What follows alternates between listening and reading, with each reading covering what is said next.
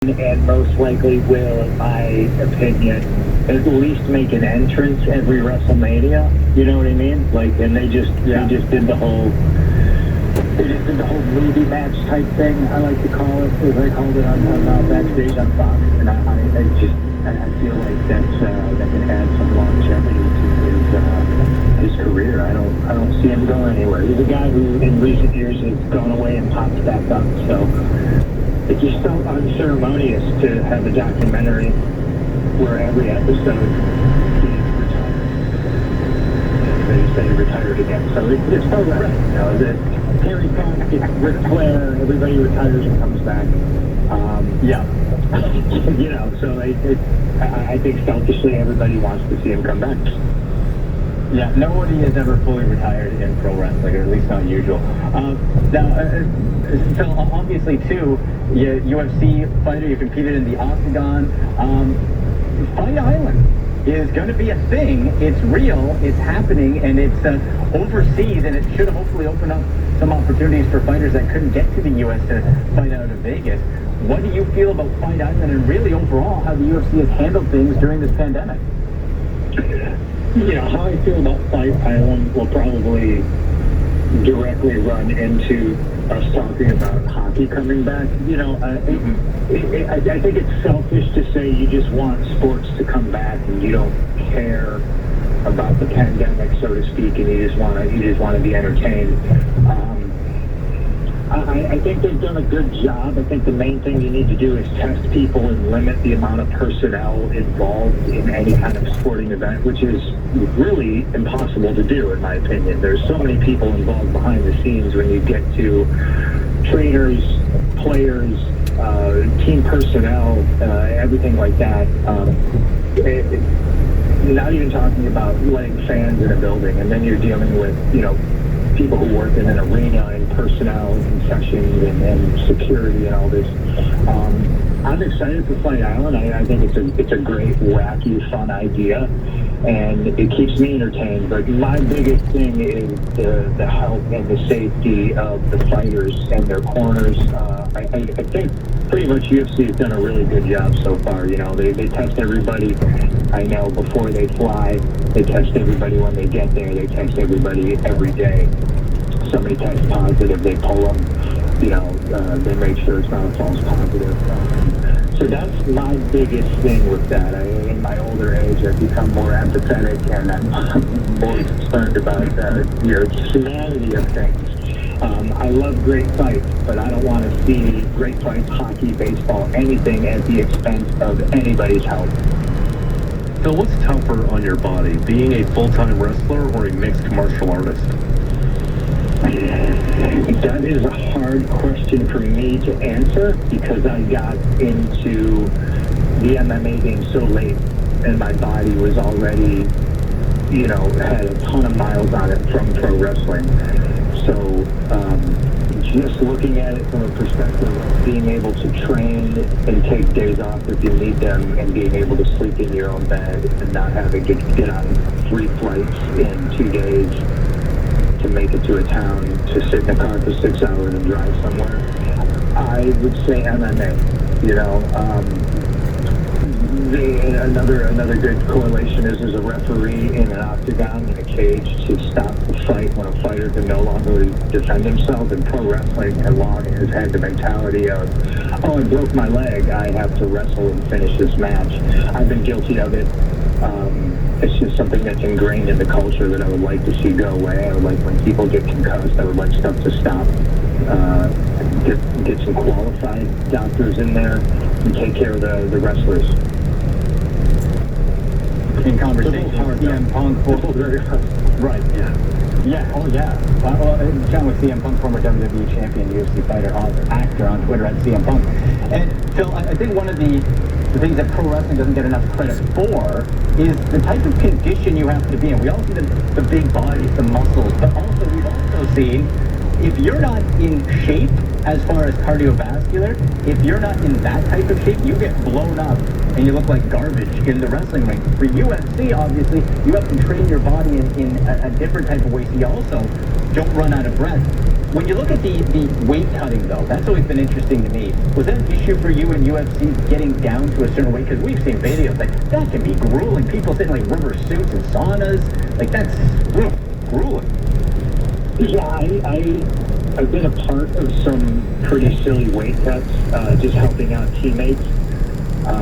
I personally didn't have a super hard time. I mean, you know, I just dieted down from a long time out. So because it was something I never done before, so I didn't want to, you know, on the week I'm supposed to cut weight, you know, find anything out that I didn't want to find out. I didn't want to be shocked. You know what I mean? I didn't want to try to have to cut 20 pounds in that 1 week. I kept my weight above, like maybe about like 10 pounds above for the week up. So if I'm just sitting in a sauna cutting water, I can do it. But yeah, some guys, and girls, I think it's harder for the women, but they take it to extremes. And that's another thing. You know, health and safety of the fighters first and foremost. I love to see other weight classes get added to UFC.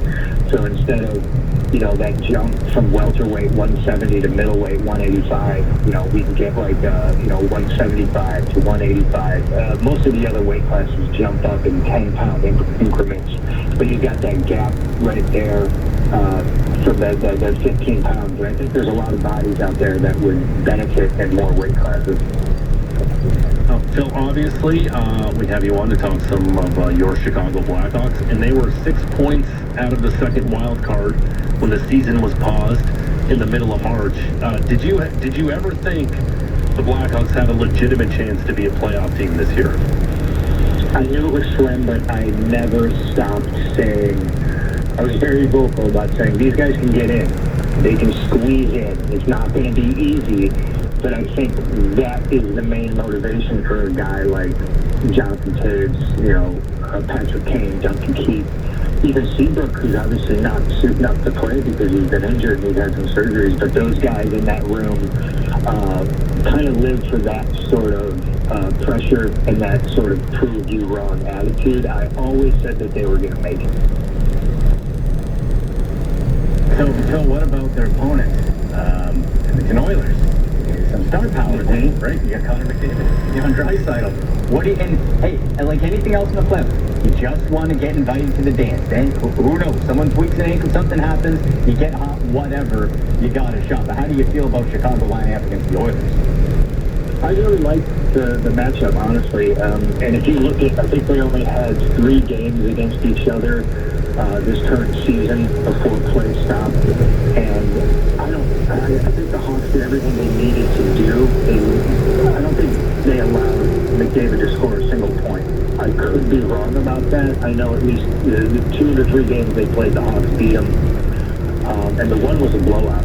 So I think this matchup comes down to goaltending, which I give the edge to the Hawks. But it's also going to come down to the special teams, because if Draisaitl and McDavid are hot and they're on the power play, they're unstoppable. And the Hawks' penalty kill hasn't been the greatest in the last couple of years, so that's something they're going to have to tune up, and it's going to come to that. Hawks got to stay out of the box, and they got to limit those 2 guys, and I think they can do it. Phil, a lot of fans whose teams are in this play-in round of the Stanley Cup playoffs have a dilemma after what happened in the draft lottery. If the Blackhawks win, that's great, they move on, but if they lose, they have a 12.5% chance at the number 1 overall pick in the draft, and that's Alexis Lafreniere. Where are you? Is that a great consolation prize? Would you rather see the team move on and legitimately not have a chance at the Stanley Cup? Taking the 12.5% at the number 1 pick? Yeah, well, first of all, that percentage sucks, 12.5%. I'm not a gambling guy, and those are just rod knobs anyway.